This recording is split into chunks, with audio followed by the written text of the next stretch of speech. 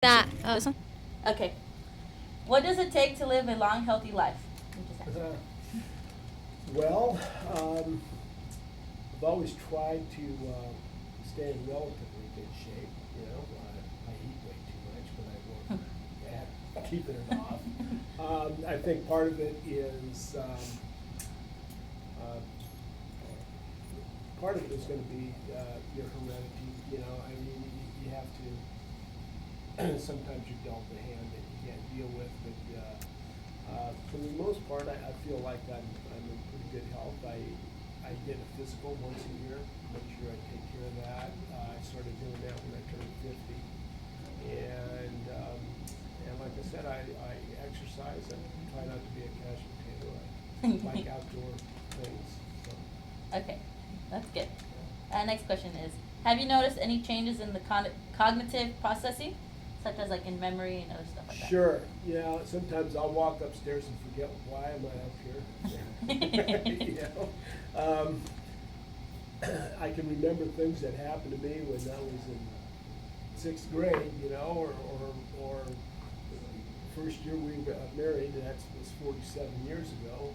But sometimes, like I said, you know, where in the world I put my car keys down, I just had them. You know, those kinds of things. Okay. What makes a quality relationship, and how is it important? How is an important relationship as we age? Like, how is it important to us? Well, I think that takes a lot of stress off of you if you are living a happy life with your wife. Happy life or happy wife, happy life. Yeah. So I learned two words a long time ago. Yes, dear, and that seems to work pretty well. Smart. That's a good one. Huh. How would one know that you lived a long and good, healthy life? No, I wouldn't know. I would think maybe by my demeanor, you know, I try to take care of myself. You know, when I come to work, I try to dress appropriately. I try to do those things. So my outward appearance and actions should reflect that happy life, I think. Um, I don't know what else.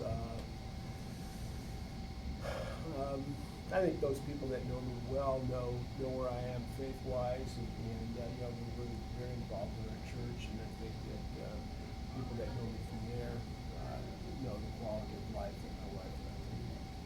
Okay. Last question is, what do you think that young adults or teenagers in this society need to know? Good question. You're not immortal. That's a good one. You know, Yeah. I'm sorry, but a lot of young people, teenagers in driving, for instance, you know, they think, well, not me, you know, they feel like they're immortal, that nothing's gonna happen to them, and sometimes bad things happen to young people. You know, you still have to take care of yourself. Yeah. I think one of the other things that I would like to see is young people take ownership of their mistakes. You know, we seem to have kind of entitled generation right now a little bit where they feel like you owe me my living, instead, you know, and instead of working hard for it and owning up to your mistakes and then dealing with it instead of blaming everybody else. I think if you're always looking for somebody else to blame, gosh, you know, bad things happen, and if you're sour to everybody around you because it's never you, it's always them. I don't see how that can make you a very happy person. Okay, you can stop. The first question is, how has this interview changed your perspective on life and or the aging process?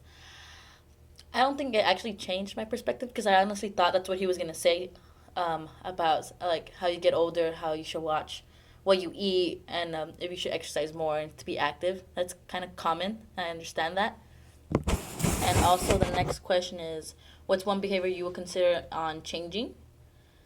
I think I'll do two major ones. One would be eating less junk food, and second one was when he said about um, how young adults should what's it called, take responsibility for their actions and be careful what they do. That we're not invincible, because honestly, most of us do think that way, that we could just do what we want, and just because we're young, nothing's gonna happen. We have a whole life ahead of us, but we never know when it's gonna end.